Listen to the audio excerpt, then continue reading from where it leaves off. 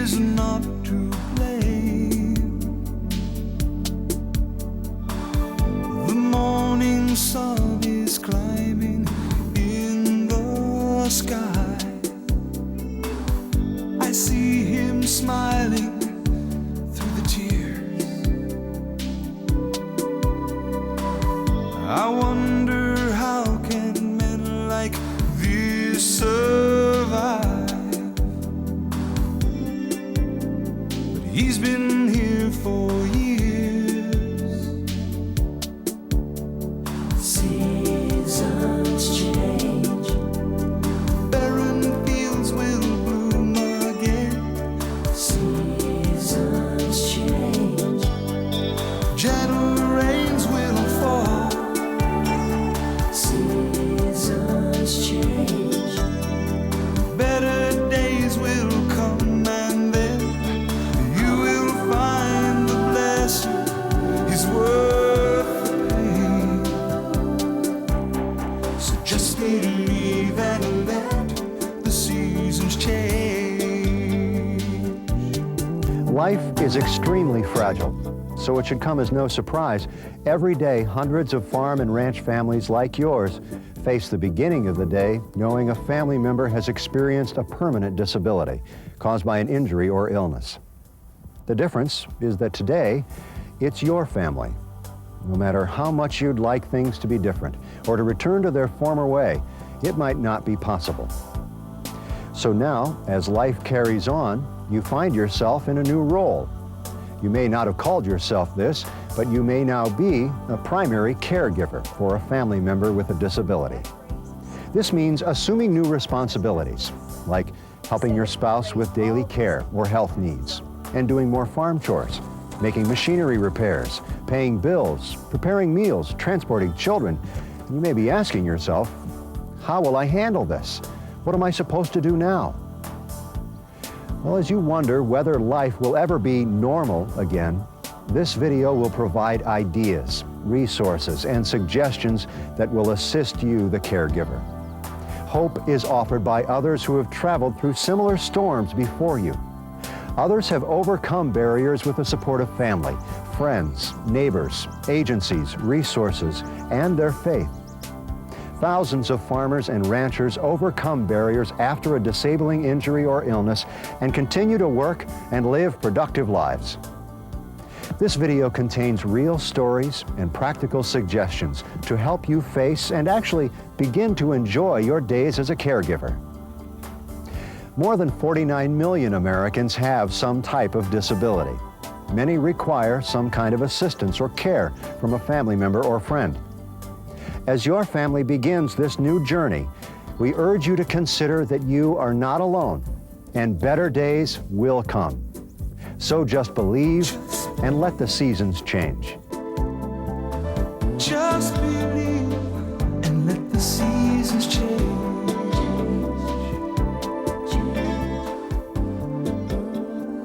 Bob and Libby Miller live on a grain and hog farm near Decatur, Illinois. They farm with their son, Roger. Bob sustained a head injury in 1995 when unhooking the field cultivator in the machine shop. Bob is permanently and completely blind from the accident. July 18th, 1995, my husband had a very traumatic accident. They were putting machinery away in the machine shed. They were parking a cultivator and it collapsed. He was caught, his head was caught between a tractor tire and the wing of a cultivator. And it crushed his head. A very traumatic injury and the beginning of something that changed our life completely. My reaction, of course, first of all, was utter shock when something like this happens. I'm just kind of was traveling on remote control. I look back now to my reaction, and I think God had to be with me because I did all of the right things. We took care of him in the correct way.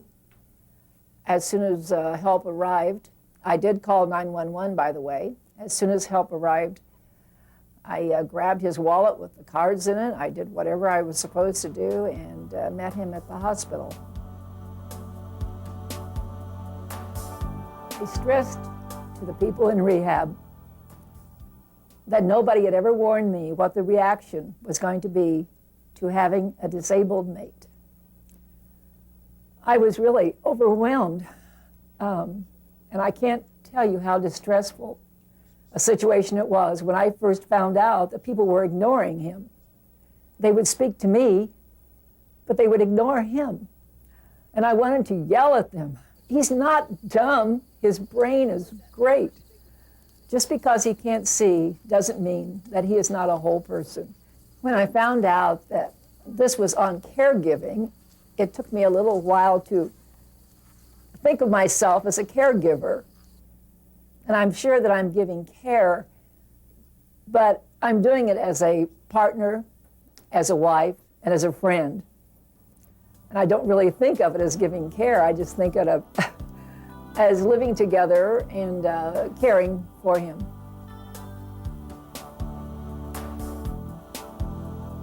I think communication is very important. It doesn't always have to be verbal, although that's probably the most important. When something is bothering you, say it.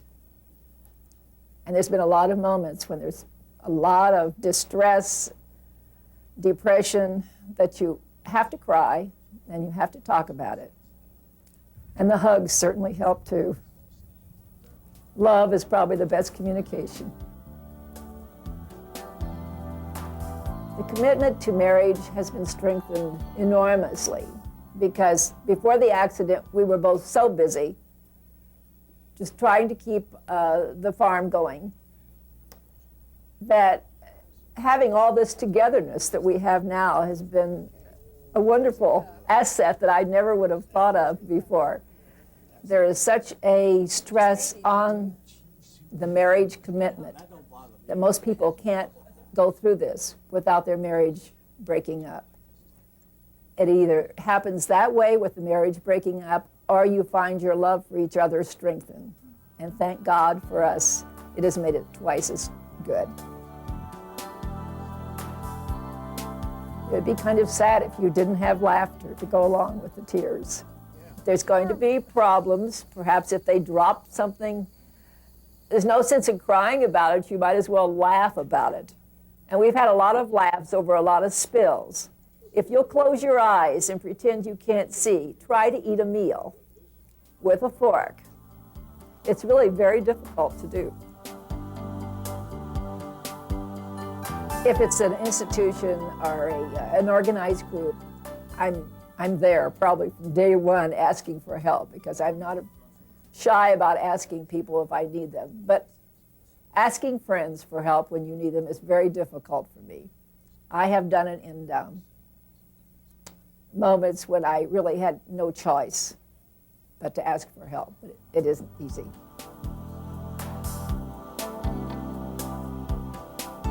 We were referred to the state rehabilitation department, and they have been a wonderful help to us. Agribility was another one that we were referred to. We have a low vision support group in Decatur that has helped Bob a lot. Our family, our friends, our church have been wonderful support groups, and without them we couldn't have done it.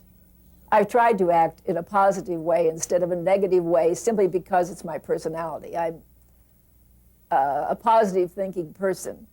So I've tried to get Bob into new situations, to constantly keep him in a social atmosphere and not let him just sit at home, which sometimes is the easiest thing to do. I used to be fairly particular about my home. Everything had to be so-so, and I decided that Bob was number one, and I was number one with God's help, and we were going to get through this. I think priorities have to come in any kind of rehabilitation program. Just believe and let the seasons change. Ron Thomas and his wife Helen own and operate a small farm in west central Indiana. They live on the farm Ron's father and grandfather farmed. In 1991, Ron and Helen were in a car accident, and Ron sustained a low-level spinal cord injury that resulted in paraplegia. This past year, the caregiving roles changed some as Helen fought and overcame cancer. The Thomas's farm produces specialty crops, and Ron and Helen build a variety of crafts in their wood shop.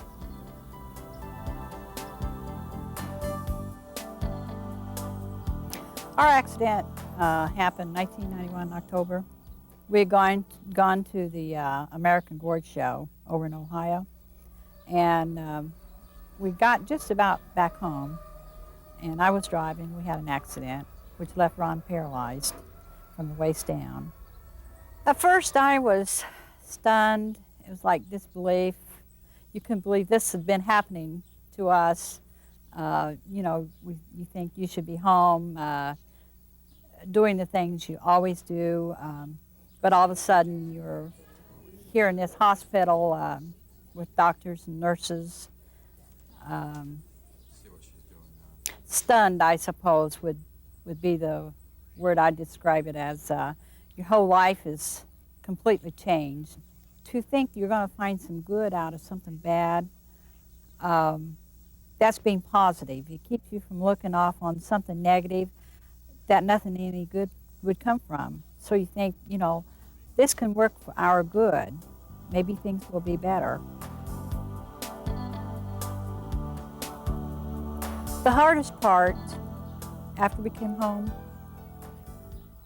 that bothered me more than anything else, was to be able to freely walk through the house, to sit down on a chair, freely get up off of a chair, easy, knowing Ron was watching me.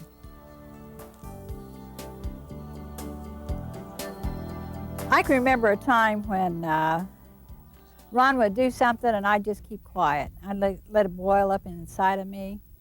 And I thought, I'm going to have to say something. So one day I told him, I said, when you complain about the ruts and things like that, I said, that makes me really feel bad. It makes me feel like a bad driver. But also, I said, I feel bad, period. And sometimes it's like you're holding something against me because you just keep taking it out on me. And I said, it's got to quit. Anyhow, I told him, I said, if you want me to continue to drive you to Indianapolis for your therapy, you will not pick on me anymore. Because I said, it makes me feel bad. And I said, then we'll have to hire somebody to take you over there, and you won't like that. And he said, okay, I won't. And he didn't. He kept his word, and he didn't pick on me anymore. But as soon as he got his license and we got the lift and we got in the car, I couldn't wait to say, oh, you hit a rut.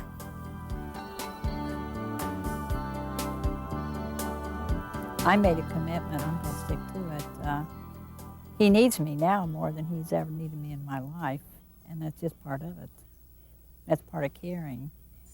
He has learned to really and truly trust me, and that it's really, it does something to you inside when somebody looks at you and they know they can trust you, that you won't run out on them. And I think it makes his health better. It makes him a healthier person. He has a better outlook on life. He doesn't have to handle a stress that nobody cares about him. I think humor and laughter and games are really important to us because we have to have a lighthearted feeling within us. It keeps our mind off of our problems. Sometimes we have to get back to those problems, but if we went through life without laughing and playing, it would like being always an adult. It's important to let the child in us come out, and that way when you go back to the routine of what you have to do, you feel like you've had a breather. For some people, I think it is hard to ask for help, even when the other person has offered. But when you're going through a major crisis in your life, it's not a time to think, you know, I'm big and strong and I can do this all on my own. it's a time to let people help you because they want to do something. And it's their way of showing they care. If I had it all to do over and wish somebody would have told me something, probably is the fact that Ron would not always be as handicapped as he was in those moments. That with each day, each week, each month, just like a little child growing and learning, it would take some time. We couldn't rush it, but it can happen. Just believe and let the seasons change.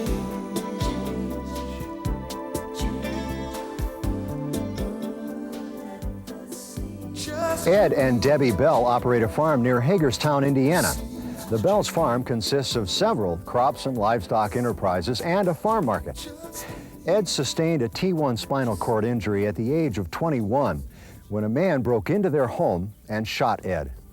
Ed and Debbie lived with Ed's parents for several months after his injury. In the fall of 1995, the Bell's house was destroyed by fire. Ed and Debbie and their daughter, Nellie, moved into their new accessible home 1 year later.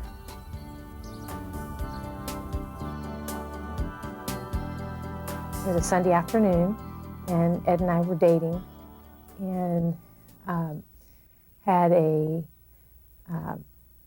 old boyfriend try to kill both of us. And he broke into the apartment that I lived in Indianapolis and shot Ed. That's just a real short version of kind of what happened with getting into too much detail. And caused spinal cord injury. And I guess my caregiving started right after Ed was hurt. Turned on the news and listened, and much to my horrified surprise, there was a camera live on the scene in Indianapolis at a shooting. And this picture in my living room was telling me that this person they were carrying out and putting in this ambulance was Ed Bell from Hagerstown, Indiana, my son.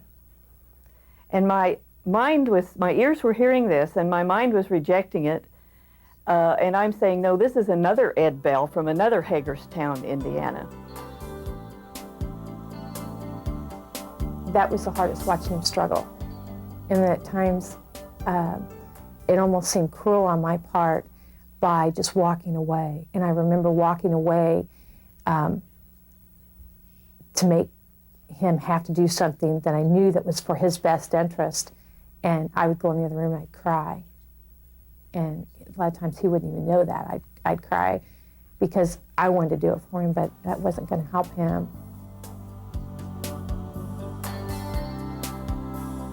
Something I think is extremely important as a caregiver, especially a mother caregiver, is to fight the urge to take personally the attacks from the victim or from the patient. They're attacking what has happened to them. They're attacking the paralysis. But I do understand now, and you need to understand in the beginning, that when they are lashing out, it isn't you, it's the frustration, because you need to allow this to draw you closer. Communication is very important. In any marriage, you struggle with that. And probably more so with somebody that's injured. You want to make sure, at first, they need to ask you, or you need to ask them what they need or they want. And then as you're around them more, you know when they need something, and they don't actually have to tell you.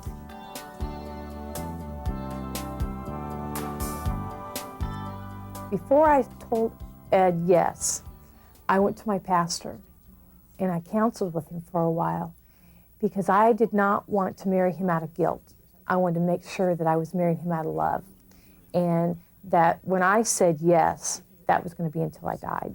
I thought that, and I felt like I loved him and I was doing it for the right reasons. So I wanted to make sure that my feelings were always going to be there and they were going to be genuine. And they're stronger today than they were that day that I said I do.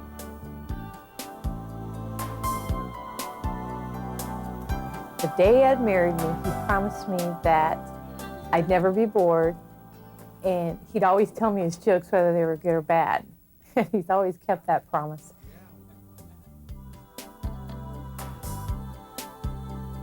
It's very difficult to accept when you've always been totally independent, but take it.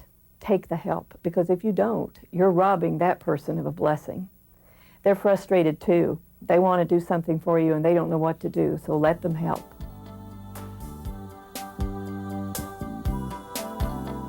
You need to take care of yourself. You need to find something that you enjoy doing. What I found, doing ceramics, or sewing, quilting, just find something that you enjoy doing and it be your day. Find somebody that's been there for a little while, longer than where you've been. And you even need the support of somebody that's in there right along with you too, because you need that support. Get the different magazines, New Mobility, Accent. I would read a lot of articles out of Accent, and I sent off for a lot of different catalogs and things that they had in there. Breaking the Ground, the resources that they have. Just believe and let the seasons change.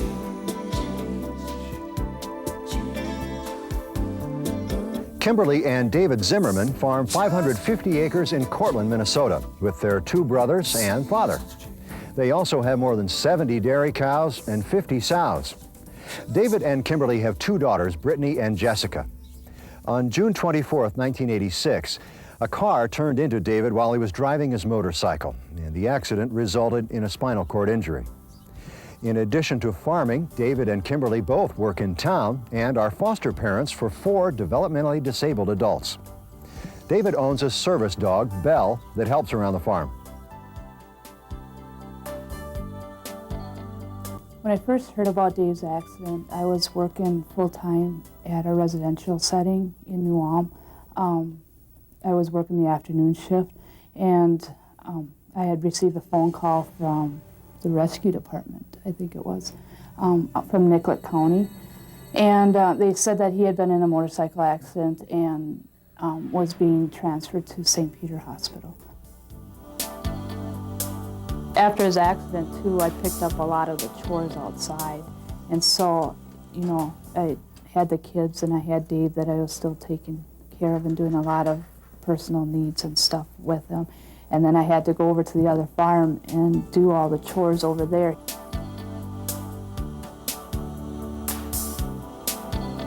We got married to stay together, and, you know, that's been our philosophy all along. You know, it's for better or for worse. The attitude in a person, it makes or breaks, I think, a marriage. There was a time when he could have been really frustrated and very angry and upset, but I think humor and laughter kind of got us through it, and we still chuckle about it. He had a long day, and we were relaxing in the other room, and he decided to put his feet up on the recliner and just kind of stretch them out, or on the table, on the coffee table, and he wanted to stretch them out and just get into a different position. Well, we're sitting there watching TV, and all of a sudden he sneezed, and it kicked off a spasm and flipped him backwards in his chair, and here he is laying on the floor. And as the whole process was happening, I was just laughing. And it was just like, I was all in slow motion. I didn't want to laugh, and I didn't laugh until I looked at his face, and it was just like, okay, well, then we laughed. I went to my dad and my grandpa and asked them if there was any way that they could build a ramp onto the house, because the house wasn't accessible at all. We didn't have any way for Dave to get in or out of it. And so they spent a weekend and they built the ramp that was needed to get into the house. I kind of pushed them and said, you can do anything you put your mind to. There'll be some things you'll need the assistance for, you know, but if you really put your mind to it, you can do it. And if you want to do farming, I'm there to help or support that and stuff. And so Breaking New Ground had a manual that had had tractors and stuff that were modified for different types of disabilities, and it had different types of lifts and different types of tractors, so that at least we got an idea where to go.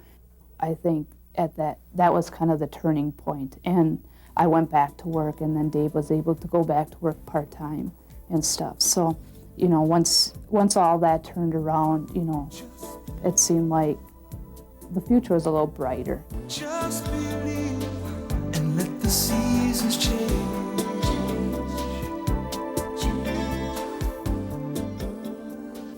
Almost 5 months after Shelley Wilson, 21 years old and 8 months pregnant, drove her car over an embankment at Little Fall Creek to avoid a deer, she returned home to her blue-eyed, brown-haired son, Austin, and her mother, Linda.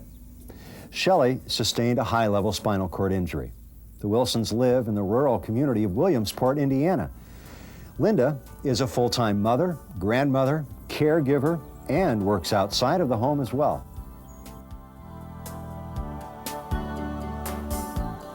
I ran down to the site, which was about a half a block away, and it was my daughter, down 25 feet straight down in a ravine. And the lady was there, and thank goodness she just grabbed me because I was just falling down, because I remember saying, you know, that's my baby. She's pregnant with a baby. The first doctor came out, and I said, is Shelley alive? And she said, yes, and the baby's been born. The second doctor came out, and I said, will Shelley be okay? And he didn't have a way to tell me. He said, she'll be okay, but she's paralyzed from the shoulders down.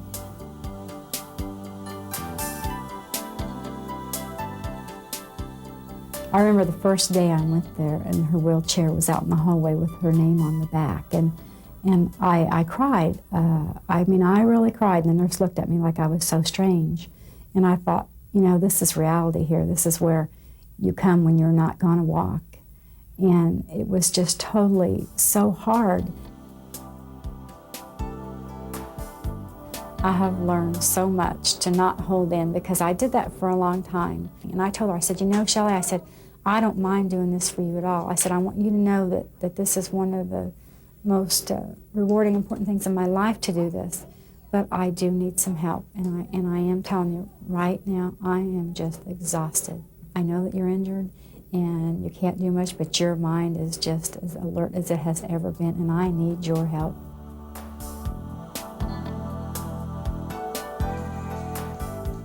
If you don't have a sense of humor in this, I would really feel sorry for you.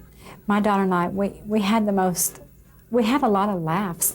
We have a lot of humor with Austin, because I mean, he runs through this house at night and he hardly ever stops, and we laugh at him. You get to the point where you can't do it anymore, and I did get to that point. One time I said to myself, you know, this isn't going to work if you don't get help. It's like if someone wants to pick your prescriptions up for you, let them do that, because that's one thing that you won't have to do. If someone's going to the store, let them pick up your groceries. One of the most helpful things in being a caregiver is your equipment and how you take care of a person, because you really have to watch your body, your back, that you don't injure yourself. If someone could have just said to me, maybe get your help first before you go home, have a schedule, have things in order. As far as prescription seems like such a little thing, but we had one nurse show us how to put different cups on a ledge and have times on those cups, because believe me, that's one thing you have to do, and you have to know what you're doing. And it was very complex at first, the medicines and all that. I see a farmer in his field at dusk. With joy he brings a harvest in. The pride he feels is in the one he trusts, and he offers thanks to him. Seasons change, barren fields will bloom again. Seasons change, gentle rains will fall. Seasons change, better days will come.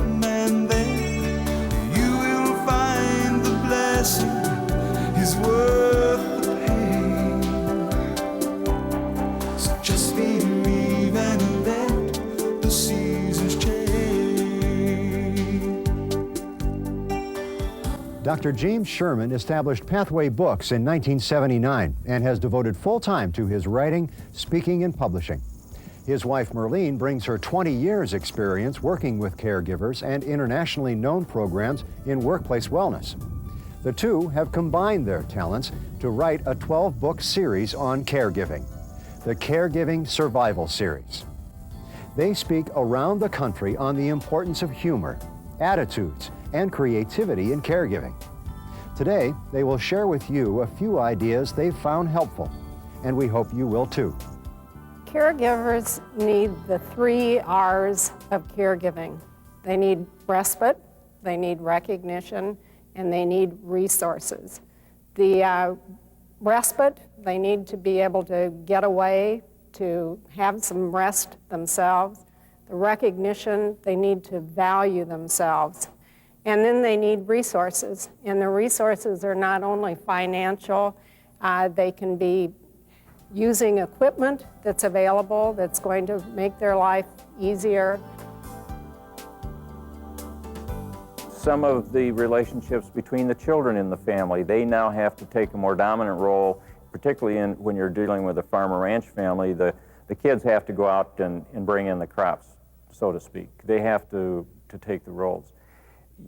The best way to arrange that is to have an early family conference where everybody sits down, you define what the situation is, assign those responsibilities, and then have these periodic family meetings where people are talking about, okay, these were our goals, did we achieve them, what problems are we facing now, and how can we all work together to get through this situation.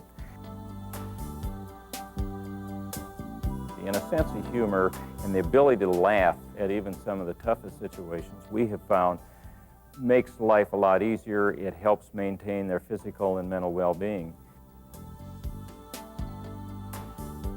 You have so much going for you. You have a family, you still have your farm, your ranch, you still have the things that mean a lot to you, particularly the people that love you the most. And if you look at that in a positive sense, and if you draw from those positive relationships that you have with other people, you're going to get through your caregiving situation. Your caregiver is going to feel a lot better. You can use all kinds of posters or stickers. Wake up in the morning, you got something pasted on your mirror that says, this is going to be a happy day. I'm really going to be able to take care of everything that I'm faced with. You got them scattered all over the place. They're going to be these little subtle reminders to keep focused on having a positive attitude. And all you have to do is to take the same approach to the caregiving that you take to your whole life. When you're on the farm or on the ranch and you're isolated somewhat or you're distant from the city and you've got a problem facing you, use the same creativity that you use in farming, in ranching. We found through past experience working with farm and ranch families that assistive devices and assistive technology has been of a great benefit to both the farmers, the ranchers, and the caregiver. One of the first barriers that a farmer might encounter after leaving a rehab center or when they initially return back home is accessible transportation.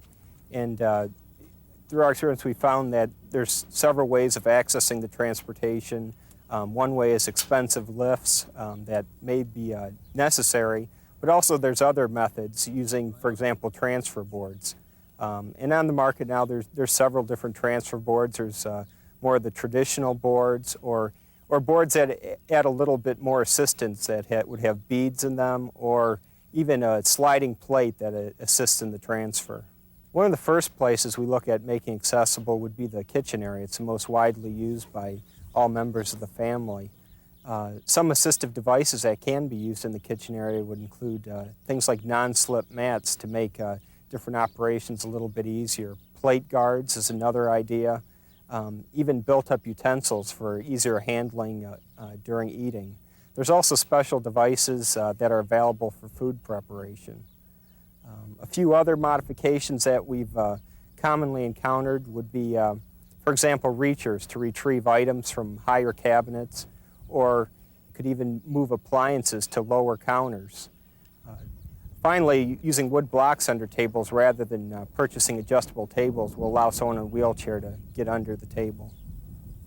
Another important area in the home that may need modifications is the bathroom. There are many assistive devices to help the caregiver in this area. Some of these may include raised toilet seats, grab bars around the toilet or in the bathing area, and even seats that would fit right into the bathtub for a little easier access. A few other low-cost modifications that could be made would be including some non-slip mats in the bathroom, using handheld shower heads, or long-handled sponges while bathing. There are many assistive devices that can also help the care receiver become more independent. For example, someone with a vision impairment can use magnetic cards with an audio player to hear messages. There are also books on tapes and special machines with tactile functions that would help the care receiver listen to audio books. There's also a wide range of other devices out there for all types of different disabilities. Assistive devices for caregivers are very important. They make certain tasks easier, more efficient, and overall safer.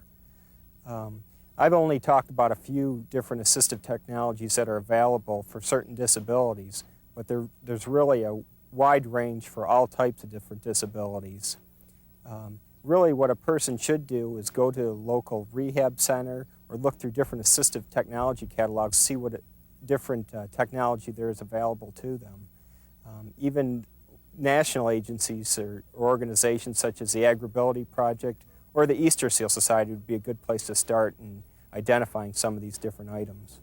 Seasons change, barren fields will bloom again. Seasons change, gentle rains will fall.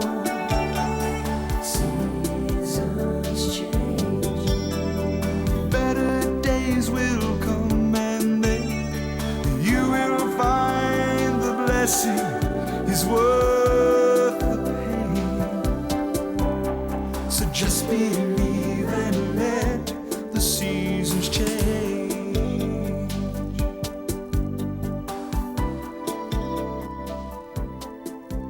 No two accidents or illnesses are exactly alike. But one thing that is common for all who face a disabling injury or illness is there will be tough days for the entire family. We hope this video has shared feeling with which you can identify. Provide practical ideas, thoughts, and resources that you, the caregiver, will gain hope and encouragement from. Our hope is that you will grab hold of at least one idea, one thought that will help you succeed as a caregiver and as a family. Finally, listen to the closing words of hope from the families who have shared their lives with you today. And remember, better days will come, and you will find the blessing is worth the pain. So just believe and let the seasons change. Better days will come, and then you will find the blessing is worth the pain. So just believe and let the seasons change. Our life is focused on today. What can we do today to better his life or make life easier, make him have Dave as independent as possible and have a richer, fuller life? You have a choice.